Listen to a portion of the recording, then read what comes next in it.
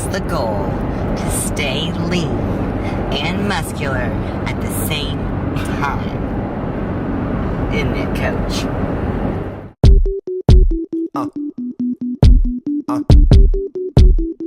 Today we're doing back training, so we're going to again implement our volume training, which is essentially burning out with a moderate weight, potentially for 20 times per muscle, 4 sets. 4 sets, 5 different exercises, what we're leading up to. So we don't really have a set weight we just go by feel, and then give or take a plate or two every time, and then by your 3rd or 4th set, you're really able to reach that burnout potential. And volume training essentially is the most blood flow, most fat burning, keeping, even though it's an anaerobic workout, keeping your heart rate at a higher standard the whole time. So if your heart rate's at 130, 140 for an hour and a half, you've just burned, for example, if I weigh 250, I easily burn over 1,000 calories in an hour and a half workout. So then, as long as you've kept your pace up, you might not even have to do that much cardio to stay lean.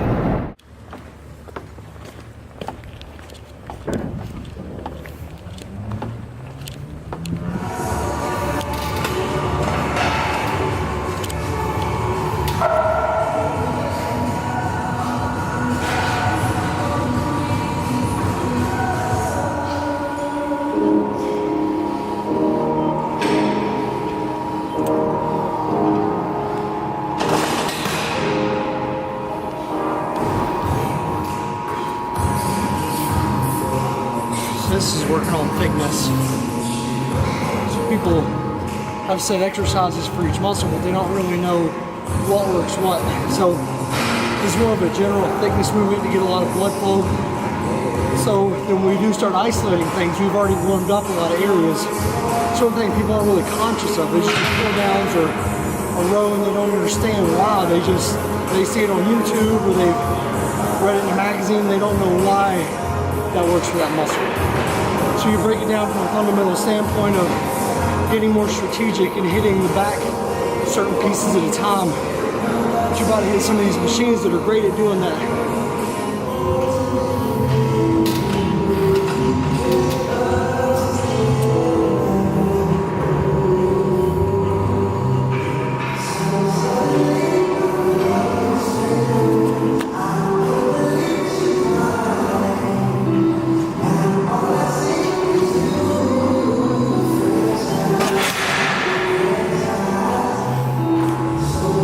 Exercise where lots of people try to lean back and muscle it down, and you're actually inhibiting a lot of growth because you're pulling with your back. You're not pulling with the right muscles. If you pull, it's almost like you want to keep the tension on your traps, and that allows you to get more here. When you're muscling it down, you're hitting more lower back and biceps, and you're not really isolating the back. So big key with this, when you pull it down from a side view, you want to keep it around your chin. If you have to lean back and muscle it down, it's too much weight for you.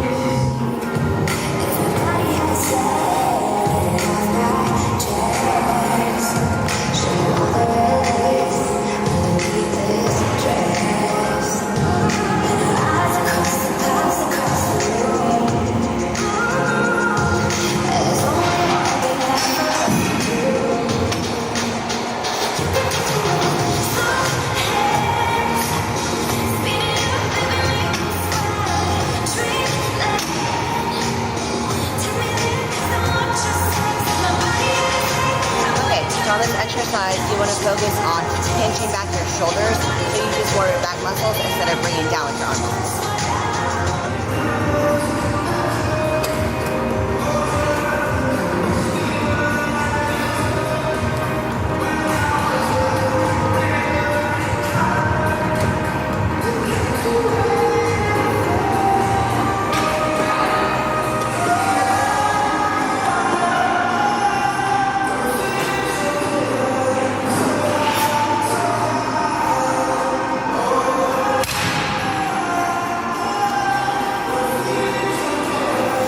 Two things with rows that people just never get, people understand, is the heavier weight you do, the more people want to lean back.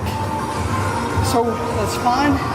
That's more addressing traps rather than back, because going from here you're pulling your lat. So in this, now you're pulling the trap. Trap is a big part of the back, but you're not isolating the back.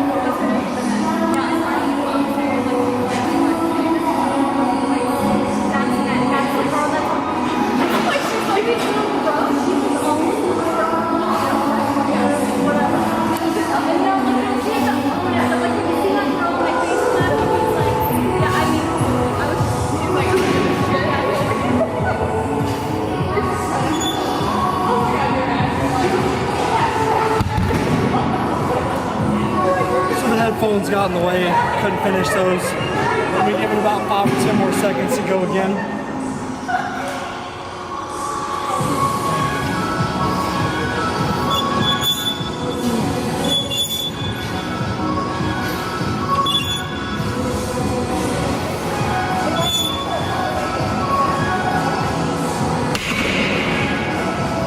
So I do the preacher curls for a good burnout.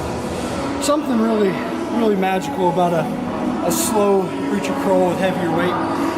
Then I wait about 10 seconds, come on the other side and burn out again. So keep in mind, we've already warmed up our biceps really good on our back day. So just reiterating the fact of, you already warmed up, go ahead and go a little heavier on it. So even though we supersetted this, we had 2 back-to-back, just to give our muscles time to refresh, we're gonna wait about a little longer, about 90 seconds, maybe even about 2 minutes.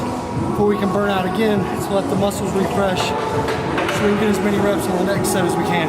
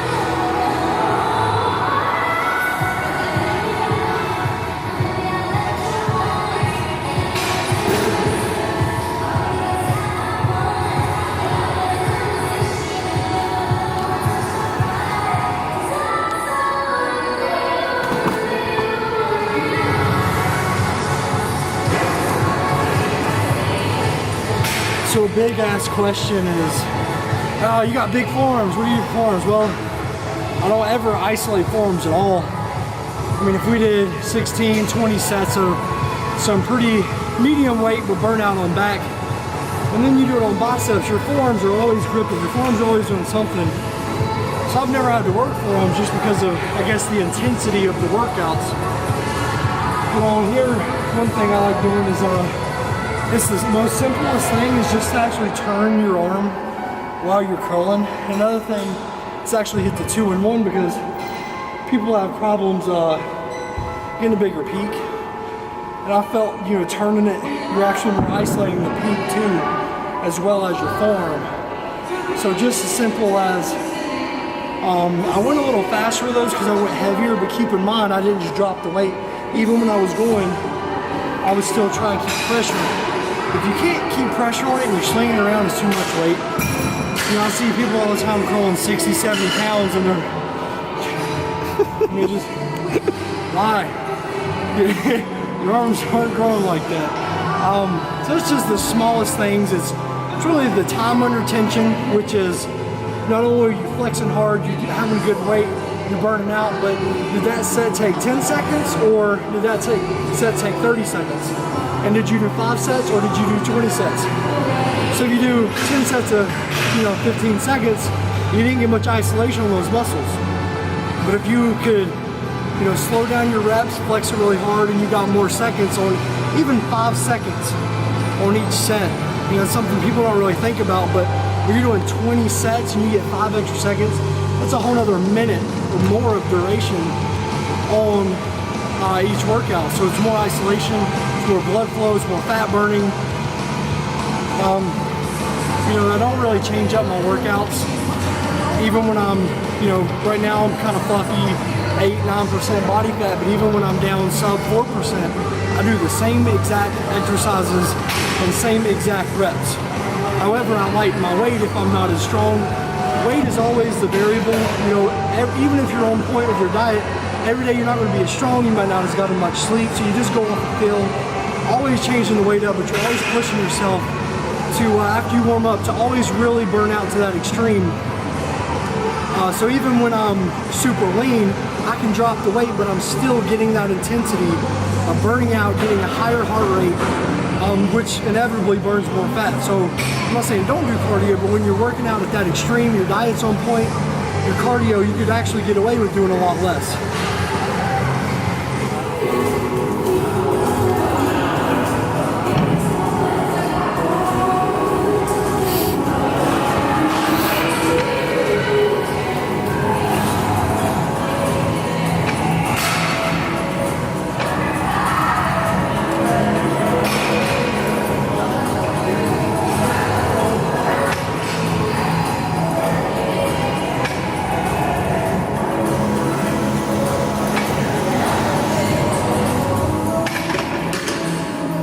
So we're finishing up our workout. I'm trying to get every last bit of pump that we can.